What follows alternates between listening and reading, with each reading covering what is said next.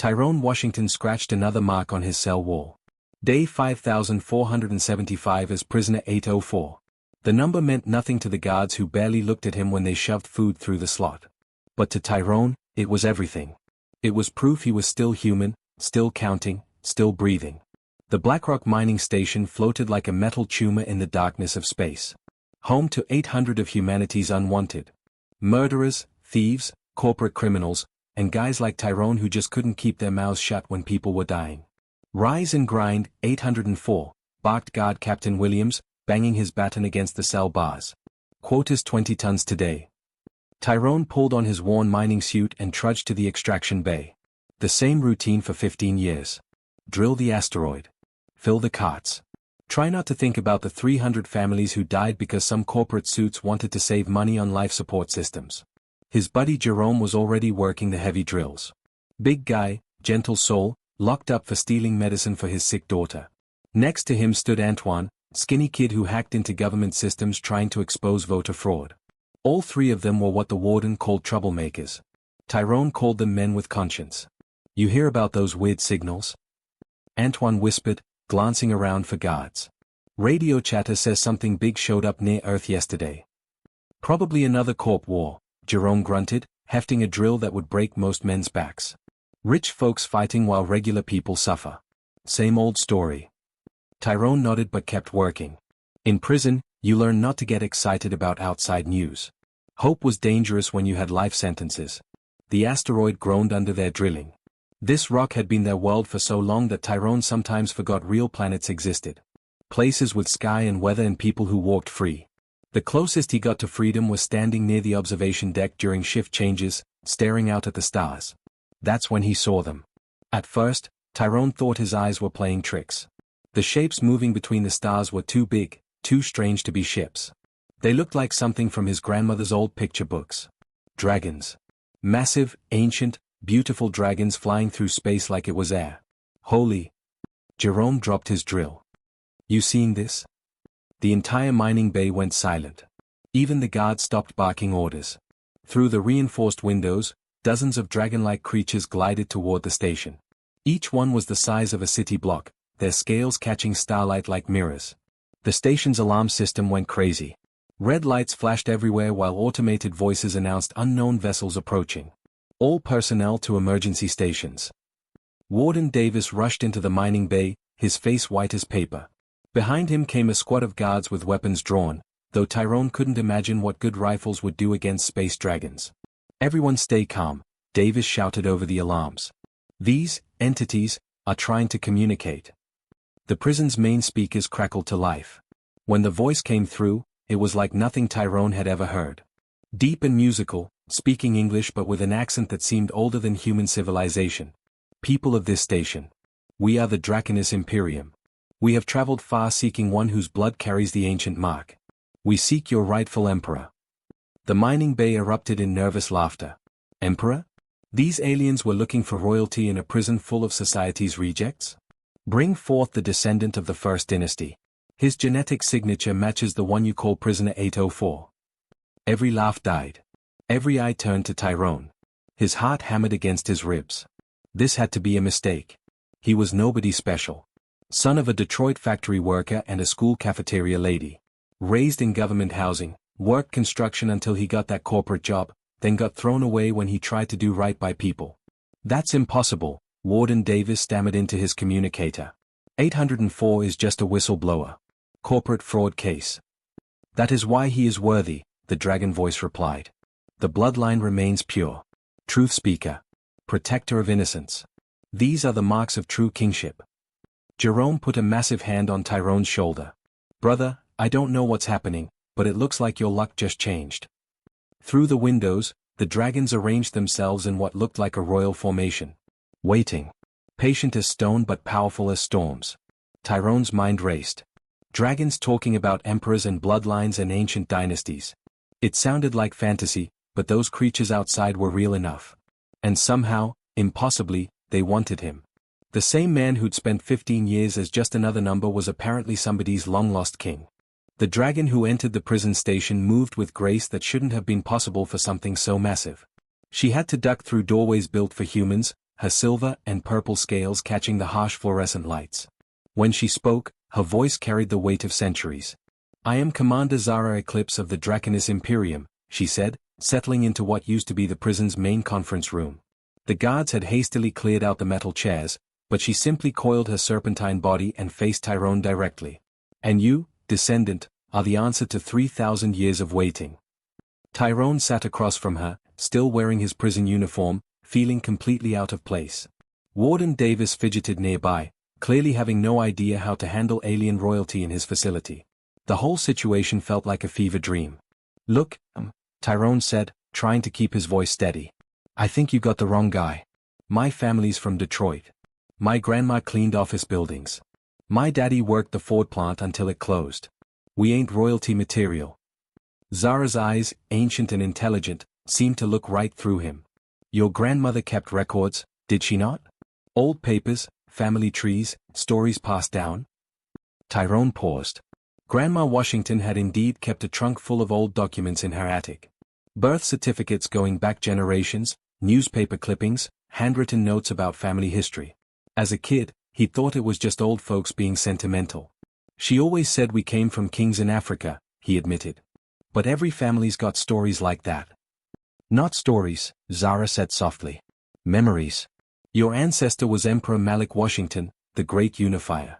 He brought together Earth's scattered nations during the climate wars, then led humanity to the stars." She gestured, and the air shimmered. Suddenly the room filled with holographic images. Tyrone saw a man who looked remarkably like his own father standing before massive crowds. The same strong jaw, the same determined eyes. But this man wore robes instead of work clothes and spoke to aliens instead of union meetings. "The year was 2157 by your calendar," Zara continued. "Humanity had just achieved faster-than-light travel. Emperor Malik formed the first Terran Dragon Federation, uniting dozens of species in peaceful cooperation. We dragons became humanity's sworn protectors and allies."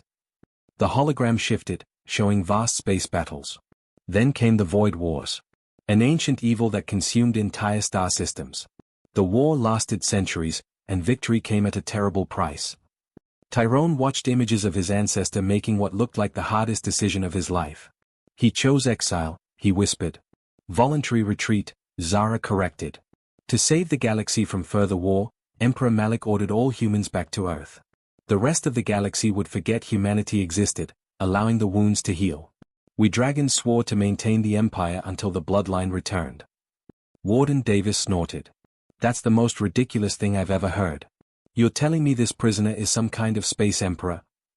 "I'm telling you," Zara said, her voice taking on an edge that made everyone in the room step back, "that prisoner 804 proved his royal blood when he chose to protect innocent lives at the cost of his own freedom. Just as his ancestor did." She turned back to Tyrone. "You exposed corporate corruption that killed 300 colonists.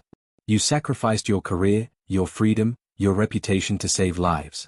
That is what true nobility looks like." Jerome and Antoine had been allowed into the room, standing behind Tyrone like bodyguards. Jerome cleared his throat. "So you're saying Tyrone here is supposed to be running some galactic empire?" "The Terran Dragon Federation spans 4 to 7 star systems," Zara confirmed.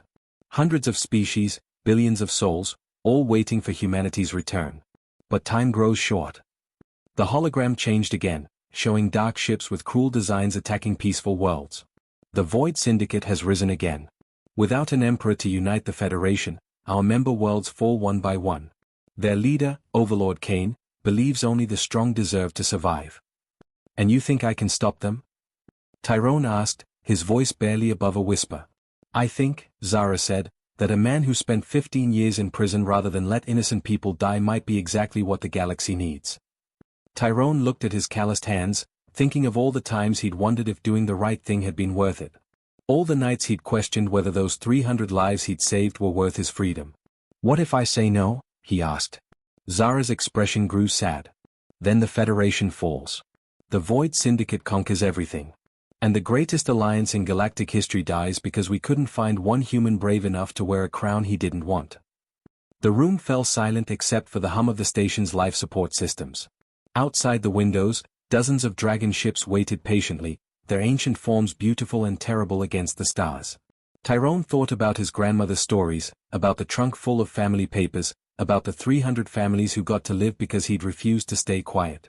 Maybe bloodlines weren't about genetics. Maybe they were about choices. The capital world of Draconis Prime made Tyrone's head spin. Flying cities floated among crystal towers that reached toward twin suns. Dragons soared between the structures like birds, carrying passengers or simply enjoying the endless sky. Everything here seemed built for beauty as much as function, a far cry from the cold metal corridors he'd called home for 15 years. "This is insane," he muttered, staring out the transport window as they approached the Imperial Palace.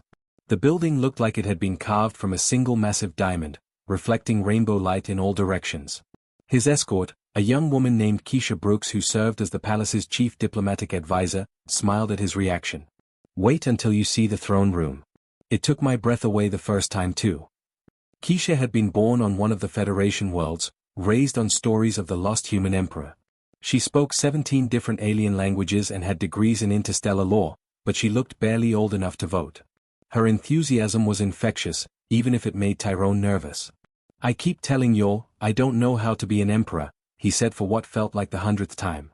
"I fixed construction equipment and exposed corporate fraud. That don't exactly prepare you for running a galactic empire." "Neither did community organizing prepare your ancestor," she replied, scrolling through reports on her tablet. Emperor Malik was a union leader from Detroit who organized neighborhood cleanup crews and food banks. But he had something you can't teach in school. "What's that?" "He actually gave a damn about regular people." The transport docked at the palace, and Tyrone stepped into a world that felt like a dream. Alien delegates from dozens of species filled the corridors. Blue-skinned beings with gills walked alongside creatures made of living light. Cat-like warriors with ceremonial armor purred respectfully as he passed. Everyone seemed to know who he was, bowing or offering their species equivalent of respect. "This is overwhelming," Tyrone admitted to Keisha as they walked through halls lined with artwork from 100 different worlds. "You'll get used to it," she said. "The important thing is that you're here. The Federation has been rudderless for too long." They entered what Keisha called the Situation Room, where military leaders from across the galaxy waited around a massive holographic display. The woman who stepped forward looked like she could bench press a hover car. "Your Majesty," she said, saluting smartly. "Admiral Maya Stevens, Commanding Officer of the Federal Defense Fleet. We've got a situation that can't wait for you to get comfortable with your new job." The hologram showed a three-dimensional map of the galaxy with red zones spreading like a disease across multiple star systems. Tyrone recognized the pattern from his old job investigating corporate takeovers. Someone was expanding aggressively, consuming everything in their path. "The Void Syndicate," explained General Derek Johnson, a human who'd been fighting border conflicts for decades. "They've taken 30 systems in the past 6 months. Their leader, Overlord Kane, doesn't negotiate. He conquers." "What does he want?" Tyrone asked, studying the tactical display. "Everything," Maya replied grimly. "Total galactic domination. He sees diversity as weakness, cooperation as failure. In his vision, only the strongest species deserve to exist." A new voice joined the conversation as Commander Zara entered the room. "Intelligence reports suggest Kane has corrupted some of our own people. He promises glory through conquest instead of honor through protection. Some of the younger dragons find his message appealing." Tyrone felt the weight of responsibility settling on his shoulders like a heavy coat. "How long do we have?" "Our scouts report massive fleet movements," Derek said. "Could be weeks, could be days. Without unified leadership, our member worlds are starting to surrender rather than fight alone. They remember what happened during the Void Wars." The hologram zoomed in on a familiar blue and green planet. Earth, looking peaceful and undefended from space. "His coming for humanity's homeworld," Maya continued. "Kane believes that if he eliminates humans, the Federation will collapse completely. And honestly, he might be right." Tyrone stared at the image of Earth, thinking about all the people down there who had no idea they were part of some ancient galactic empire. Regular folks living regular lives, just trying to get by. Kids playing in parks, families having dinner, workers heading home after long days. All of them depending on decisions he'd never asked to make. "I need to see everything," he said finally. "Fleet positions, supply lines, allied strength, enemy capabilities. Everything." Keisha looked surprised. "You want to study military strategy?" "I want to understand what we're up against," Tyrone replied. "Back in Detroit, I learned you can't fix a problem until you really understand it. Corporate fraud, union busting, galactic conquest, the principles are the same. Someone's trying to take something that don't belong to them. He turned to face the assembled military leaders. I might not know how to be an emperor, but I know how to spot a bully. And I've never backed down from one in my life. Admiral Stevens grinned. Now that sounds like leadership. Outside the palace windows, dragon riders practiced aerial maneuvers while alien diplomats debated in dozen different languages. The fate of hundreds of worlds rested on the shoulders of a man who'd spent 15 years as prisoner 804. But for the first time since leaving his cell, Tyrone Washington felt ready to fight. The attack sirens woke Tyrone from his first decent sleep in weeks. He'd been dreaming about his grandmother's kitchen in Detroit, the smell of cornbread and the sound of her humming old spirituals. Now he was running through crystal corridors toward the war room, still pulling on his imperial robes. "Report," he shouted as he burst through the doors. Admiral Stevens looked up from the tactical displays, her face grim. "They hit us fast and hard. 3 outer rim colonies under simultaneous attack. Kane's main fleet is advancing toward Earth with everything he's got." The holographic display showed the scope of the disaster. Red enemy markers swarmed across the galaxy like angry wasps. Blue Federation forces looked pathetically outnumbered. "How bad is it?" Tyrone asked, though he could already see the answer in everyone's faces. "Bad," replied General Johnson. "They've got us outnumbered 3-1, maybe worse. Standard military tactics won't work against those odds." Commander Zara spread her massive wings, a sign Tyrone had learned meant she was deeply troubled. "Some of our own have joined them. Young dragons who believe Kane's promises of glory through conquest. They know our defensive patterns, our weak points." Tyrone studied the display, his mind racing. Growing up in Detroit had taught him that sometimes you couldn't win by playing fair. You had to be smarter, not stronger. Think like the underdog, because that's what you were. "What if we don't fight where they expect us to?" he mused aloud. Captain Trevor Robinson, leader of the elite Starbound division, leaned forward. "What do you mean?" "They're coming for Earth because they think we're weak, right? What if we let them believe that?" The room fell silent. Admiral Stevens raised an eyebrow. "You want to fake weakness?" "I want to use their expectations against them." Tyrone pointed to several positions on the star map. "Maya, how fast can we evacuate the outer colonies?" "Fast, but it would look like we're running scared." "Exactly." Tyrone's eyes lit up with the same fire that had driven him to expose corporate corruption years ago. "Make it look like humanity's panicking. Like we're abandoning our allies and retreating to Earth." General Johnson shook his head. "That would destroy morale. Our member worlds would think we'd abandoned them." "Not if they knew the plan." Tyrone turned to Zara. "You said Earth isn't as defenseless as it looks. The dragons have been secretly upgrading our defenses for centuries." Zara nodded slowly. "The moon bases are actually fortress stations. The orbital platforms could level continents. Your asteroid mining facilities are disguised weapons factories. But revealing them would expose our long alliance." "Time to stop hiding," Tyrone said firmly. "Send word to every Federation world, humanity is back, and we're done being afraid." The evacuation began immediately. Transport ships fled the outer colonies in apparent panic while Kane's forces advanced, convinced they were witnessing humanity's cowardice. Overlord Kane himself led the main assault fleet toward Earth, eager to crush what he saw as the Federation's weak heart. But Tyrone wasn't done with surprises. "Keisha, open a channel to every ship in Kane's fleet. Not just the command vessel, every single ship." "That's not standard military protocol," she said hesitantly. "Good thing I'm not a standard military leader then." As enemy forces approached Earth's solar system, they found what looked like a defenseless blue world with minimal orbital defenses. Kane's massive dreadnought, a brutal wedge of black metal bristling with weapons, took position above Earth's moon. "Pathetic humans," Kane's voice boomed across all frequencies. "You hide behind dragons because you're too weak to fight your own battles. Today, your species dies." That's when Tyrone's voice cut through the communication channels. "Actually, Kane, we've been holding back out of politeness." The moon's surface suddenly split open like an enormous flower, revealing defensive batteries that made Kane's dreadnought look like a toy. Asteroid belts came alive with hidden fortresses. Earth's orbital platforms unfolded like mechanical origami, bristling with weapons that shouldn't have existed. But the real surprise came from deeper in the solar system.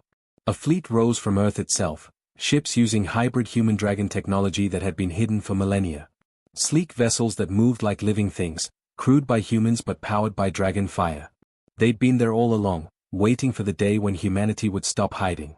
Impossible, Kane snarled from his command bridge. Humans are primitives. Nah, Tyrone replied, settling into the command chair of the Federation flagship New Detroit. We just don't like bullies. And we've had 3,000 years to prepare for this conversation. The battle erupted across 3 star systems. But this wasn't the one-sided slaughter Kane had expected. Human ingenuity combined with dragon wisdom created tactics no military academy had ever taught. Ships that fought like wolves, working together to bring down much larger prey. And through it all, Tyrone's voice reached every vessel in both fleets. This is for everyone who ever got told they weren't good enough. This is for everyone who got locked up for doing the right thing. This is for every species that just wants to live free. The tide of battle was turning, but Tyrone knew the real fight was just beginning. The Battle of Earth raged across 3 star systems like a storm that refused to break. From the bridge of the Federation flagship New Detroit, Tyrone watched explosions light up the darkness of space while his heart hammered against his ribs. This wasn't like the corporate boardroom battles he'd fought before. Here, when people made mistakes, entire ships disappeared in balls of fire. Kane's pulling back his main force, reported Admiral Stevens, sweat beading on her forehead despite the ship's climate control. But his repositioning for something big. Through the view screen, Tyrone could see Overlord Kane's massive dreadnought, a mountain of twisted black metal that dwarfed everything around it. Dragon riders swooped between the enemy fighters while human crews worked the weapons, but the enemy still had numbers on their side. "Sir," called Lieutenant Andre Washington from the communication station. "We're getting surrender requests from some of the Void Syndicate ships. Whole squadrons are powering down their weapons." That gave Tyrone an idea. A crazy idea, but then again, everything about his life had been crazy since those dragons showed up at the prison. "Open a channel," he said. Not to Kane. To everyone else. Admiral Stevens looked at him like he'd lost his mind.